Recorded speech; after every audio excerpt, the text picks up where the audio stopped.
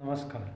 आदर्श शिक्षण संस्थान जोधपुर की इस ऑनलाइन कक्षा में आप सबका हार्दिक अभिनंदन, स्वागत। आज हम कक्षा 9वीं विषय सामाजिक विज्ञान पाठ 5 लोकतांत्रिक अधिकार इसके भाग 3 के बारे में अध्ययन करेंगे। विश्व के जितने भी लोकतांत्रिक देश हैं उनके संविधान के अंदर लिखित रूप में अधिकारों का भी वर्णन किया गया है। तो भारत के संविधान के अंदर भी जो अधिकार है उनको लिखित रूप में दर्ज किया जाता है और यह संविधान जो है कुछ बुनियादी सुविधाएं नागरिकों को उपलब्ध करवाते हैं, जो कि विशेष रूप से उन बुनियादी जरूरतों को या अधिकारों को दर्ज किया गया है, तो इसलिए इनको मौलिक अधिकार कहा जाता है। भारतीय संविधान के अंतर्गत नागरिकों को 6 मौलिक अधिकार दिए गए, जिसमें पहला अधिकार है समानता का अधिकार, दूसरा है स्वतंत्रता का अधिकार, तीसरा जो अधिकार है वह है शोषण के खिलाफ अधिकार, चौथा धार्मिक स्वतंत्रता का अधिकार, पांचवा शैक्षिक और सांस्कृतिक अधिकार और छठा अधिकार है संवैधानिक उपचारों का अधिकार। तो इन अधिकारों के अंदर आज हम जो अधिकार का अध्ययन करेंगे वो सबसे प्रथम अधिकार है वो है समानता का अधिकार।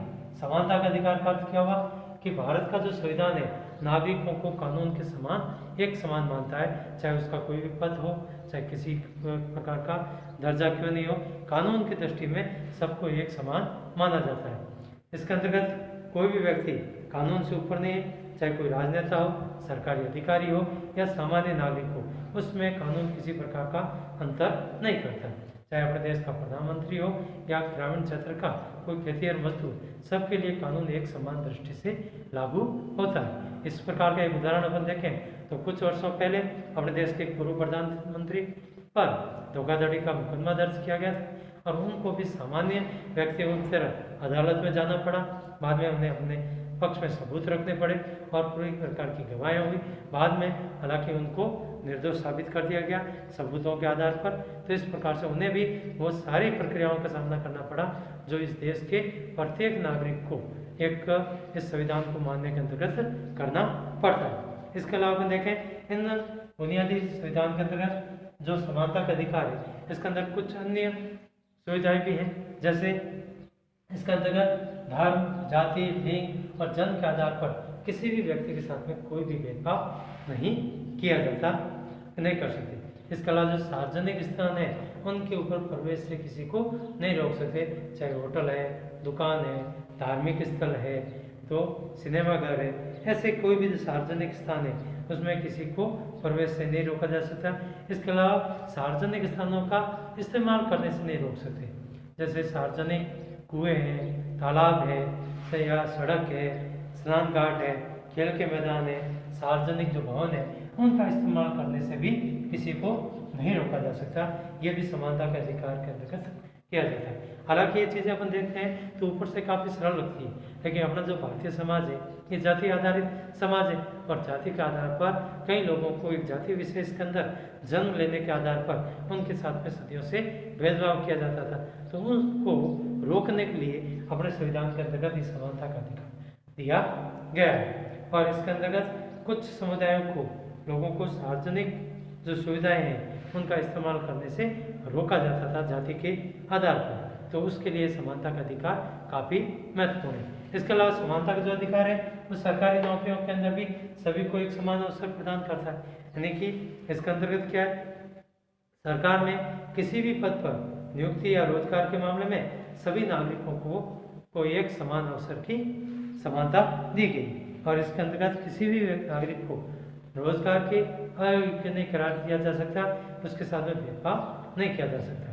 इसके पिछला अध्याय के अंदर हमने पढ़ा था सरकार कुछ व्यक्तियों को, चाहे अनुसूचित जाति है, जनजाति है, अन्य पिछड़ा वर्ग है, गरीब वर्ग के लोग हैं या जो महिलाएं हैं, उनको सरकार कुछ आरक्षण देने का प्रावधान किया जाता है। तो ये अपन देखते हैं कि विभिन्न योजनाओं के अंदर भी तो सरकार इनको प्राथमिकता जो देती है आरक्षण के तहत, तो ये इसको आधार पर ये समझा जाता है कि समानता के अधिकार का उल्लंघन होता है, जबकि वास्तव में इस समानता का अधिकार का उल्लंघन नहीं है, क्योंकि उन लोगों को सदियों से दबाया गया, उनका दमन किया गया, तो उसके आधार पर उन लोगों को आगे बढ़ने के लिए एक समान अवसर उपलब्ध कराने के लिए सरकार कुछ विशेष प्राथमिकताओं के आधार पर उनको आगे बढ़ने का अवसर देती है, तो कुछ लोगों को विशेष अवसर देना इसके लिए जरूरी होता है। तो आरक्षण जो है यही कार्य करता है, और इस बात को हमारे संविधान में स्पष्ट किया गया है कि इस तरह का आरक्षण समानता के अधिकार का उल्लंघन नहीं है, और किसी भी तरह का भेदभाव न होने देने का सिद्धांत इस सामाजिक जीवन पर भी लागू होता है। और संविधान सामाजिक भेदभाव के लिए एक बहुत ही प्रबल जो अपन रूप देखें तो वो है छुआछूत। ये बहुत ही प्रबल रूप है सामाजिक भेदभाव का, और इस छुआछूत को भारतीय संविधान के द्वारा एक दंडनीय अपराध घोषित किया गया है। और छुआछूत को किसी भी तरह से कोई भी भारतीय संविधान के अंतर्गत मान्यता नहीं दी गई है।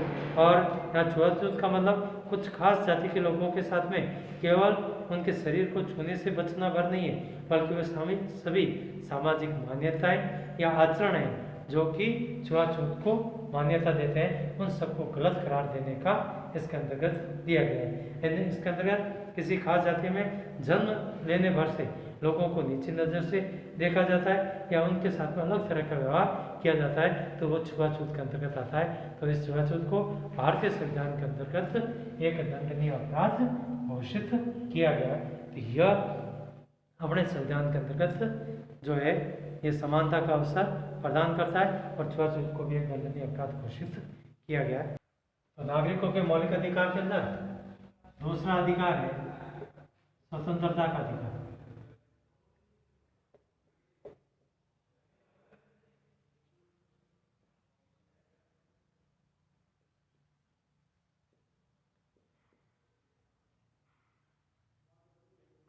स्वतंत्रता का अधिकार, इसका अर्थ क्या? बाधाओं का न होना। और व्यवहारिक जीवन में इसका मतलब होता है कि हमारे मामलों में किसी भी तरह का दखल नहीं होना, न सरकार का, न व्यक्तियों का, और न समाज का, जिस समाज में हम रहते हैं। लेकिन हम स्वतंत्रता तो भी चाहते हैं, लेकिन मनचाहे ढंग से काम करना चाहते हैं। तो कोई हमें ये आदेश नहीं दे कि हमें ऐसा करें या वैसा करें। तो भारतीय संविधान में नागरिकों को कई प्रकार की स्वतंत्रताएं दी गई है, जैसे अभिव्यक्ति की स्वतंत्रता।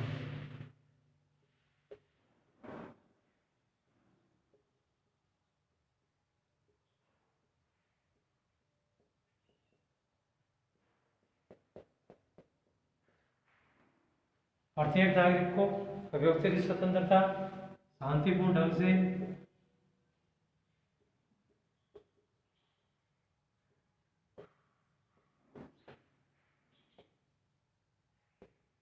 सभाएं करने की स्वतंत्रता, इसके अलावा संगठन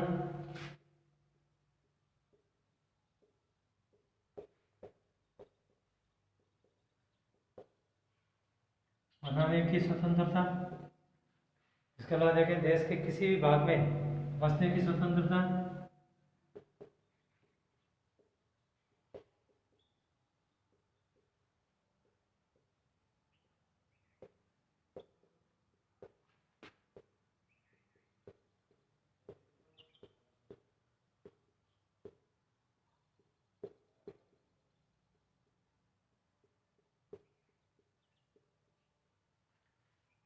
इसके अलावा कोई भी काम धंधा करने की स्वतंत्रता,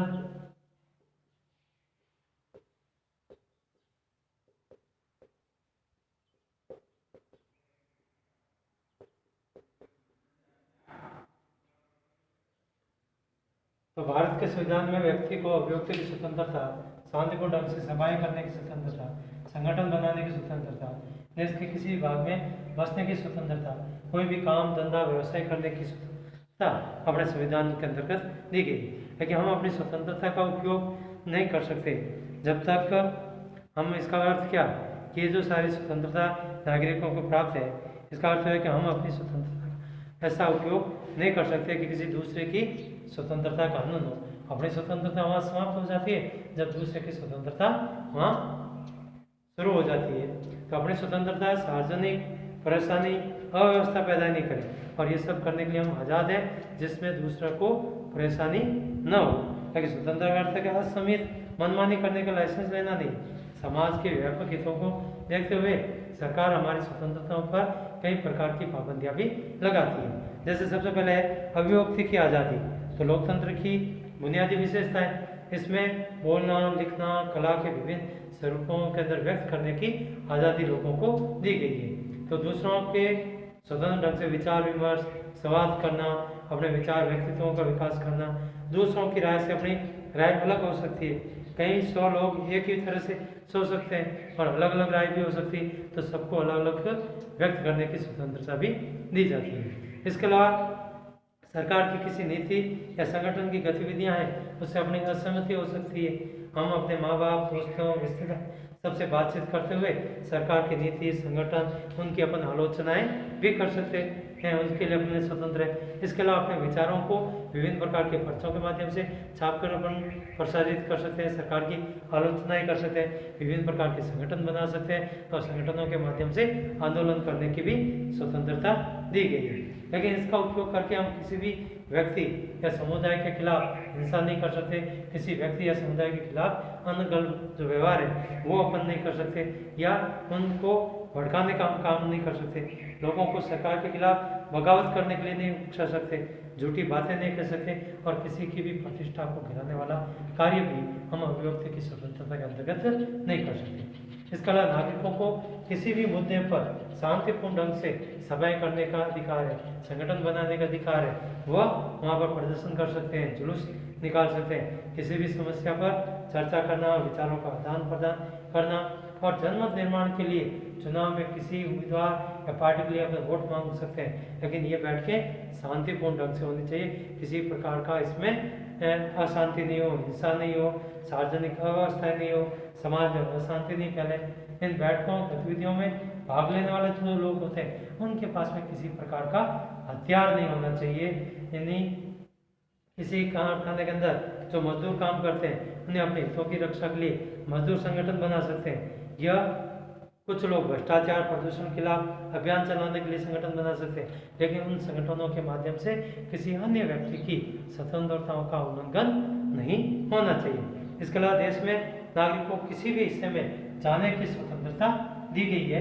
देश के किसी भी क्षेत्र में जाकर अपन बच सकते हैं, और जैसे असम का कोई व्यक्ति है हैदराबाद में आकर व्यवसाय कर सकता है, चाहे उसने उस शहर को नहीं देखा हो, न उससे किसी प्रकार का संपर्क हो। लेकिन भारत का नागरिक है तो भारत के कश्मीर से लेकर कन्याकुमारी तक वो किसी भी क्षेत्र के अंदर जाकर निवास कर सकता है, तो उसमें बसने का अधिकार उसको दिया गया है। इसके अलावा लाखों की संख्या में लोग गांवों को छोड़कर शहरों के अंदर पलायन करते हैं, रोजगार के लिए आते हैं या अन्य व्यवसाय करने के लिए आते हैं, शिक्षा प्राप्त करने के लिए आते हैं। इसके अलावा छोटे शहरों से भी बड़ी संख्या में लोग बड़े शहरों की ओर पलायन करते हैं, तो ये भी अपनी स्वतंत्रता के अंतर्गत, अधिकार के अंतर्गत आता है। तो इसमें कोई भी आपको ये आदेश नहीं दे सकता कि आप कौन सा काम करेंगे, कौन सा काम नहीं करेंगे, या महिलाओं को भी नहीं कह सकते तो वो काम उनके लिए ठीक है, या पिछड़ी और कमजोर वर्ग की जातियाँ उनको जाति के आधार पर किसी विशेष पैसे को करने के लिए आप बाधा जो आदेश नहीं दे सकते। तो ये अपने स्वतंत्रता का अधिकार के अंतर्गत है कि व्यक्ति अपना इच्छा के अनुसार कोई भी व्यवसाय कर सकता है, कोई भी कार्य कर सकता है और देश के किसी भी हिस्से के अंदर जाकर वो निवास भी कर सकता है। तो ये काम करने की स्वतंत्रता के अंतर्गत आता है, और इस प्रकार से संविधान किसी व्यक्ति को जीने के अधिकार या निजी स्वतंत्रता के अधिकार से भी वंचित नहीं कर सकता। तो कानून के द्वारा जो स्थापित व्यवस्थाएं इनको छोड़कर जब तक अदालत किसी व्यक्ति को मौत का सजा नहीं सुना देती है तब तक उसके जीवन के अधिकार से अपन वंचित नहीं कर सकते।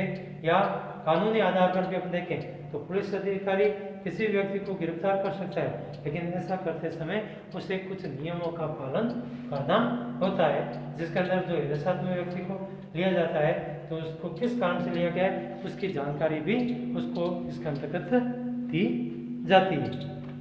इसके अलावा जिस व्यक्ति को गिरफ्तार किया गया है उसे निकट के मजिस्ट्रेट के समक्ष 24 घंटे के अंदर उसे प्रस्तुत करना होता है। तीसरा, जिस व्यक्ति को गिरफ्तार किया गया है उस व्यक्ति को अपना वकील से विचार विमर्श करना और बचाव के लिए वकील रखने का अधिकार भी अपना भारतीय संविधान देता है कि मनमानी तरीके से पुलिस वाले किसी भी व्यक्ति को गिरफ्तार नहीं कर सकते। तो इसके बारे में अपना इसी पार्ट के अंदर हमने पढ़ा था अमेरिका के अंदर जो क्यूबन के अंदर जो गुआंतानामो जेल के अंदर लोगों को गिरफ्तार किया गया था, तो उन्हें न तो उनके देश की सरकारों को सूचित किया गया था, न उनके परिवार वालों को सूचित किया गया था, और न ही उन्हें किसी प्रकार का वकील तय करने की आज़ादी दी गई थी। तो इस प्रकार का जो कानून के अंतर्गत उल्लंघन नहीं किया जा सकता, तो पुलिस को उनके लिए गिरफ्तारी से कारणों के बारे में बताना पड़ता है, वकील से विचार विमर्श कर सकता है, करना पड़ता है, और 24 घंटे के अंदर अंदर उसे मजिस्ट्रेट के समक्ष